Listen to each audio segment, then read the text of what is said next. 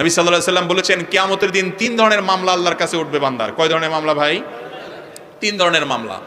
এক ধরনের মামলা হলো আল্লাহবাদী মামলা, আরেক ধরনের মামলা হলো বান্দাবাদী মামলা, আরেক ধরনের মামলা হলো সবই আল্লাহবাদী মামলা মূলত। একটা হলো বান্দার হক সংশ্লিষ্ট, একটা হলো আল্লাহর হক সংশ্লিষ্ট সাধারণ ইবাদত বন্দেগীতে, আরেকটা হলো শিরিক সংশ্লিষ্ট। বড় শিরিক করে গেছে, আল্লাহর সঙ্গে পার্টনার সাব্যস্ত করে গেছে, আল্লাহর একত্ববাদ বিশ্বাস করে নাই, আল্লাহরে সিজদা করছে, কবরে মাজারে গিয়েও সিজদা করছে। এইরকম শিরকি কাজ যারা করছে, তাওহীদ বিরোধী কাজ যারা করছে, বড় শিরিক করেছে, এই মামলার কোনো শুনানি হবে না।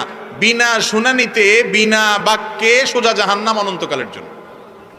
আল্লাহ তাআলা আমাদেরকে হেফাজত করবেন না। আমি দ্বিতীয় মামলা হলো আল্লাহবাদী মামলা, মানে আল্লাহর ইবাদত বন্দেগীতে ত্রুটি করছেন, বিচ্যুতি করছেন, রোজা রাখছেন ঠিকমতো রাখেন না, নামাজ রাখছেন ত্রুটি হয়েছে, এইগুলো আল্লাহ তাআলা চাইলে বান্দাকে বলবেন যাও মাফ করে দিলাম, আর চাইলে শাস্তি দিয়ে পরে আবার মাফ করবেন এক সময় ঈমান যদি থাকে। আর 3 নম্বর মামলা হলো বান্দাবাদী মামলা, মানুষের হক নষ্ট করেছে। এই মানুষের মামলা সম্পর্কে আল্লাহ বলবেন এটা আমার এখানে শুনানি হবে না, শুনানি হবে ওই ব্যক্তির কাছে যার হক মেরেছো।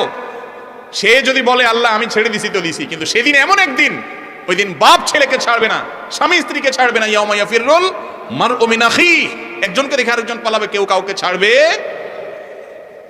তাহলে দুনিয়াতে বাবারে ভাইরে অন্যের হক যদি মেরে থাকেন, কোন ইবাদত গুজারে কুলাবে না, কোন আমলে কুলাবে না। আল্লাহর কসম, কোরআন হাদিস একেবারে স্পষ্ট বলেছে ব্যাপারে কোন লোকচুরি নেই। মানুষের হক মারলে, মানুষের হক যদি আটকায় রাখেন, স্বয়ং আল্লাহ রাব্বুল আলামিন সেটা মাফ করবেন না। এত ডেঞ্জারাস বিষয়।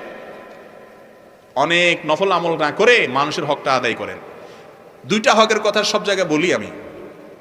আমরা যারা সুযোগের অভাবে সৎ, সরকারি চাকরি পাই না, ঘুষ খাবে কোত্থেকে, নাউজুবিল্লাহ। তারপরে আপনি দোকানদার